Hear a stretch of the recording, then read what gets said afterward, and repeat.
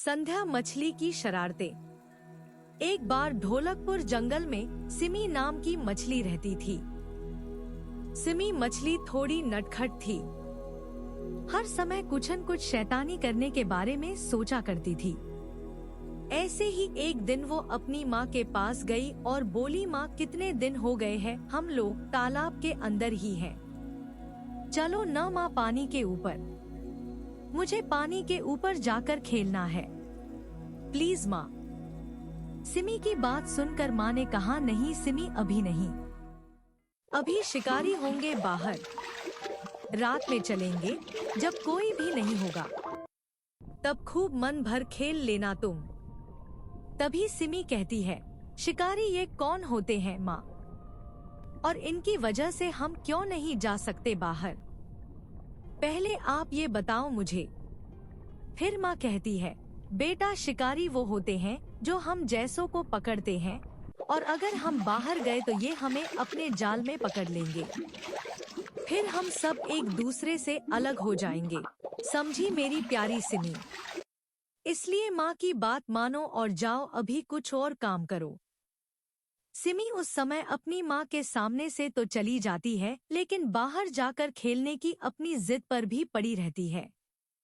और फिर जैसे ही देखती है कि माँ उसे नहीं देख रही तो वो तालाब के ऊपर पहुँच जाती है। ऊपर पहुँचते ही उसे खुला नीला आसमान दिखाई देता है। चिड़ियों की मीठी मीठी आवाज सुनाई देती है। धीमी धीमी ठंडी हवा चल रही होती है। ये सब देखकर सिमी का मन बहुत खुश हो जाता है। वो जोर जोर हंसते मुस्कुराते हुए पानी के ऊपर खेलने लगती है। तभी सिमी आगे बढ़ने की कोशिश करती है, लेकिन वो अपना शरीर नहीं हिला पाती।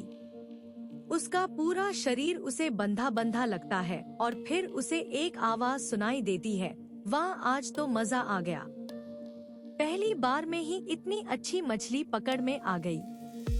और ऐसा बोलते हुए शिकारी जाल को अपनी तरफ खींचने लगता है। तभी सिमी कहती है, भाई मुझे पानी से मत निकलो, अगर मैं पानी से बाहर निकली तो मैं कैसे जिंदा रहूंगी? शिकारी कहता है, सॉरी, मैं इसमें कुछ नहीं कर सकता, मैं एक शिकारी हूँ और मुझे मछलियाँ चाहिए। शिकारी की ये बात सुनकर सिमी तुरंत अपना दिमाग लगाती है और शिकारी से कहती है, अच्छा मैं अगर तुम्हें और खूब सारी मछलियाँ दूँ तो? शिकारी तुरंत जाल को थोड़ा ढीला करता है और कहता है, वो कैसे? तभी सिमी कहती है, मेरे खूब सारे दोस्त हैं, मैं जाती हूँ और उन्हें भी लाती हूँ। मैं चाहती हूँ कि हम सभी दोस्त एक साथ रहें। शिकारी कहता है, क्या सच में? ऐसा तो नहीं तुम जाल से निकलने के लिए ऐसा कह रही? तभी सिमी कहती है, अब आपकी मर्जी है कि आपको एक मछली चाहिए या फिर बहुत सारी।